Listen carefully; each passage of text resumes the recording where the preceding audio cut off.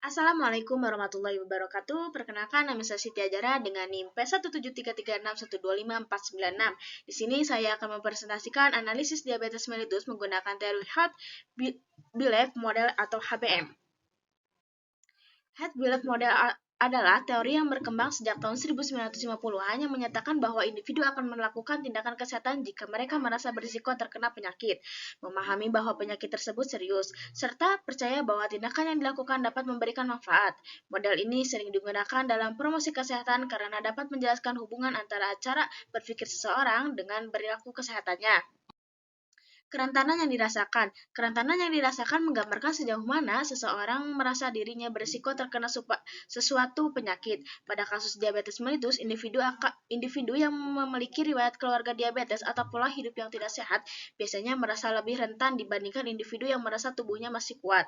Semakin tinggi persepsi kerentanan seseorang, maka semakin besar kemungkinan individu tersebut untuk mulai melakukan pencegahan. Keparahan yang dirasakan berkaitan dengan persepsi individu terhadap tingkat keseriusan penyakit dan dampak ditimbulkannya. Pada penderita diabetes mellitus, keparahan dapat dilihat dari resiko komplikasi seperti penyakit jantung, gagal ginjal, kebutaan, hingga amputasi. Jika seseorang memahami bahwa diabetes dapat menimbulkan dampak yang serius, maka motivasi untuk menjaga kesehatan akan semakin meningkat. Manfaat yang dirasakan merupakan keyakinan individu bahwa tindakan yang dilakukan dapat memberikan dampak positif bagi kesehatannya. Dalam kasus diabetes mellitus, manfaat tersebut antara lain menjaga kadar gula darah tetap stabil, meningkatkan kualitas hidup, serta mencegah terjadinya komplikasi. Ketika individu percaya bahwa perubahan perilaku membawa manfaat nyata, maka ia akan lebih termotivasi untuk melakukan secara konsisten. Lalu ada hambatan yang dirasakan. Hambatan yang dirasakan adalah segala bentuk kendala yang dirasakan individu dalam melakukan perubahan perilaku. Hambatan ini dapat berupa faktor ekonomi, rasa malas, kurangnya waktu, hingga ketakutan terhadap efek samping pengobatan.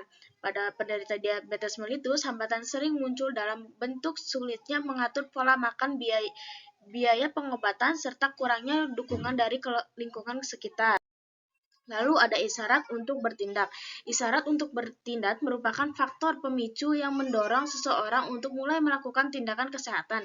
Isyarat ini bisa berasal dari dalam diri seperti munculnya gejala atau dari luar seperti saran dokter, penyuluhan kesehatan, maupun pengalaman orang terdekat. Pada kasus diabetes mellitus, hasil pemeriksaan gula darah yang tinggi sering menjadi pemicu utama seseorang untuk mulai mengubah gaya hidupnya. Lalu ada efikasi diri. Efikasi diri menggambarkan tingkat kepercayaan individu terhadap kemampuan dalam melakukan perubahan di perilaku. Pada penderita diabetes mellitus, efikasi diri terlihat dari keyakinan bahwa ia mampu menjalani diet sehat, rutin berolahraga, dan patuh terhadap pengobatan. Semakin tinggi efikasi diri seseorang, maka semakin besar kemungkinan perubahan perilaku tersebut dapat bertahan dalam jangka panjang.